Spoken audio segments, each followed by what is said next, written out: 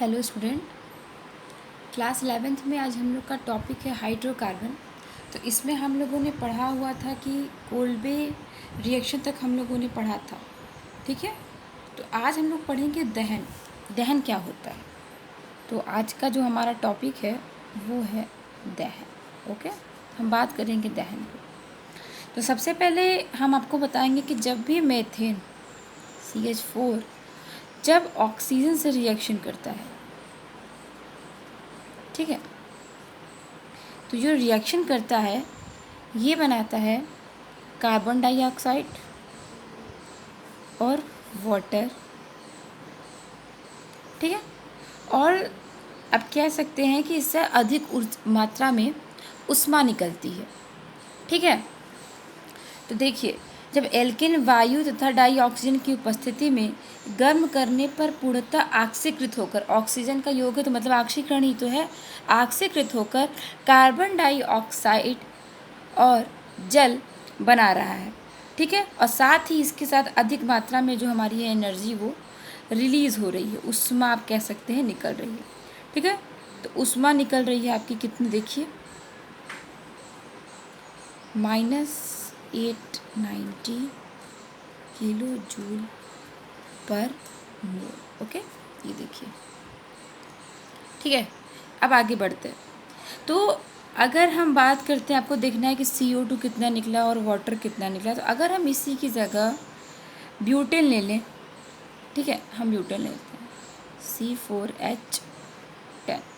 ठीक, ये आपका गैस में है, तो यहाँ पे आपका 13/2 O2 सॉरी ऑक्सीजन से रिएक्शन करके 4CO2 + 5H2O बना रहा है, यानी कार्बन डाइऑक्साइड और वाटर बना रहा है।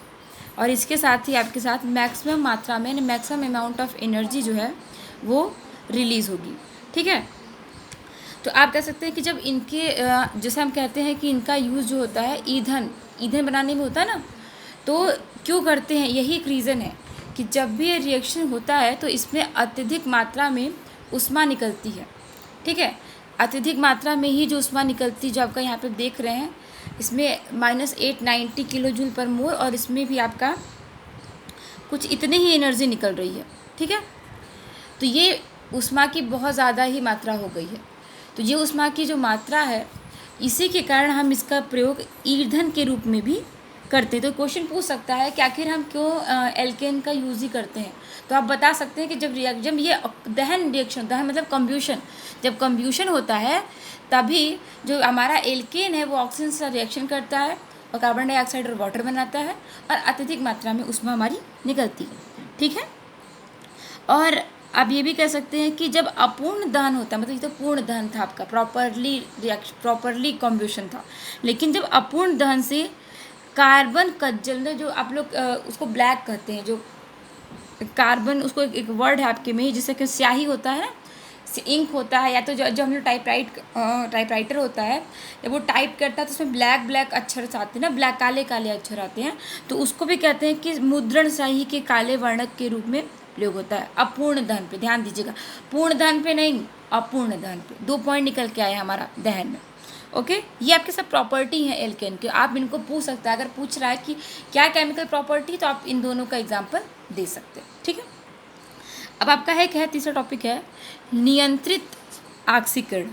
ठीक है, नियंत्रित ऑक्सीकरण में क्या होता है कि उच्च दाब डाई ऑक्सीजन तथा वायु के सतत प्रवाह के साथ, मतलब उच्च ताप, ठीक है, और वायु के सतत प्रवाह के साथ डाई ऑक्सीजन मतलब ऑक्सीजन से रिएक्शन कर रहा है, और एक उत्प्रेरक कैटलिस्ट, ठीक है, उत्प्रेरक, इनके उपस्थिति में एल्केनों को जब गर्म किया जाता है तो कई प्रकार के ऑक्सीकारक उत्पाद बनते हैं। ध्यान देना है आपको, देखिए कैसे, जैसे मीथेन है, ठीक है, ध्यान दीजिएगा, मीथेन है, ये O2 से रिएक्शन कर रहा है, प्रेजेंस है इसका मॉलिब्डेनम है, ऑक्साइड है, ये भी उत्प्रेरक है। ठीक है, मॉलिब्डेनम क्या है, उत्प्रेरक वर्धक है, मतलब उत्प्रेरक की भी जो है क्रियाशीलता को बढ़ाता है, हीट है ये।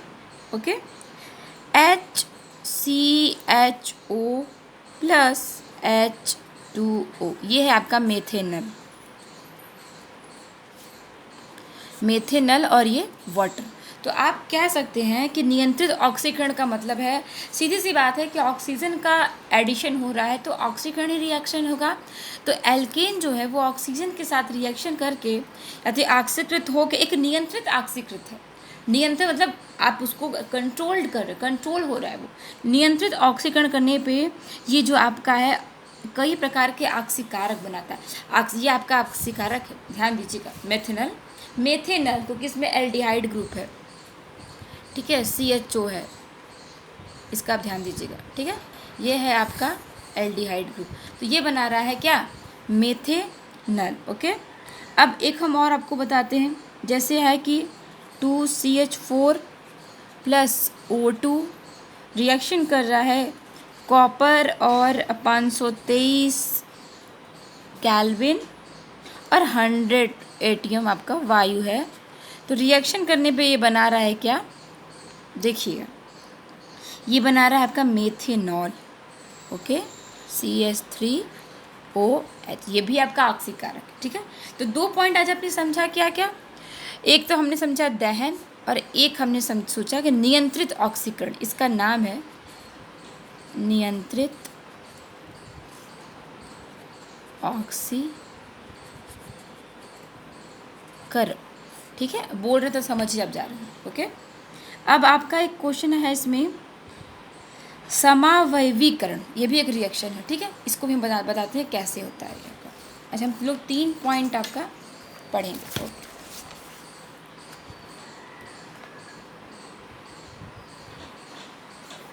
तो ध्यान देना है आपको,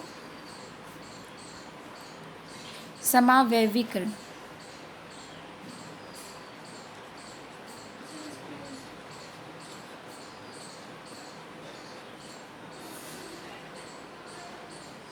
ठीक है, समावयवीकरण में क्या होता है कि जो हमारा नॉर्मल एल्केन है वो निर्जल एल्यूमिनियम क्लोराइड और हाइड्रोजन क्लोराइड गैस की उपस्थिति में गर्म करने पर वो अपने ही ब्रांच श्रृंखला वाले एल्केनों में समावयवीकृत हो जाते हैं। मतलब कहने का है कि देखिए, हाँ को करके बताते हैं। आपका नॉर्मल चेन रिएक्शन है,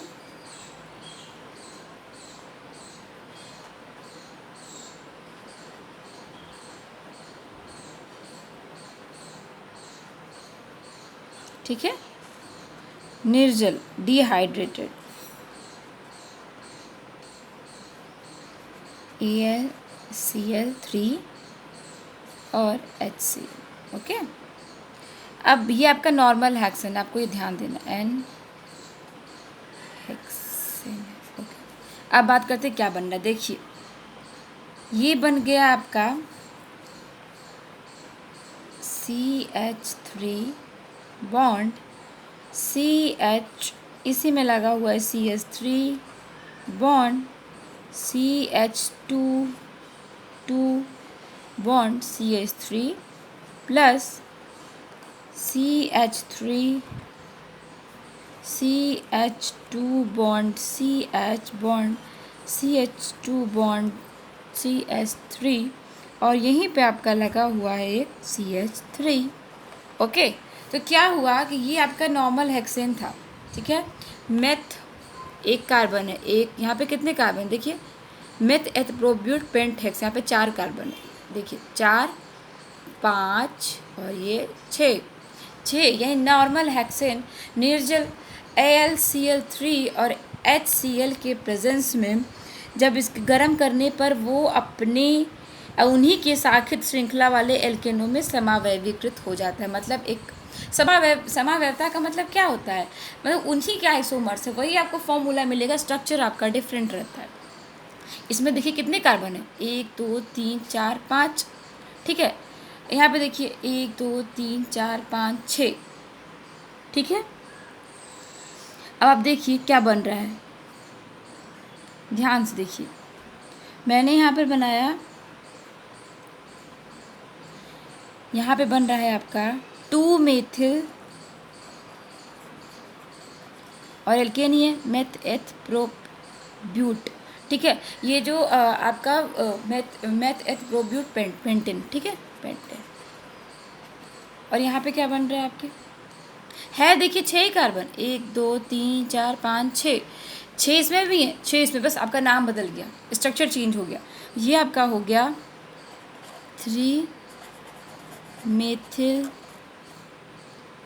पेंटेन, ठीक है। ये 2 मेथिल पेंटेन है और ये 3 मेथिल पेंटेन है। स्ट्रक्चर देखिए, फॉर्मूला दो पूरे का समान है, जितना हाइड्रोजन इसमें उतना हाइड्रोजन इसमें होगा, उतना ही हाइड्रोजन इसमें होगा, ठीक है। लेकिन क्या है, दोनों का जो स्ट्रक्चर है वो क्या हो गया, डिफरेंट हो गया। ओके, तो 3 हमने टॉपिक पढ़ा, दहन, नियंत्रित ऑक्सीकरण और समावैवीकरण। ओके स्टूडेंट, इसको नोट डाउन कर लीजिए, कोई भी दिक्कत है तो कमेंट बॉक्स में करके पूछ लीजिए। आज का टॉपिक यहीं ख़त्म होता है। Thank you.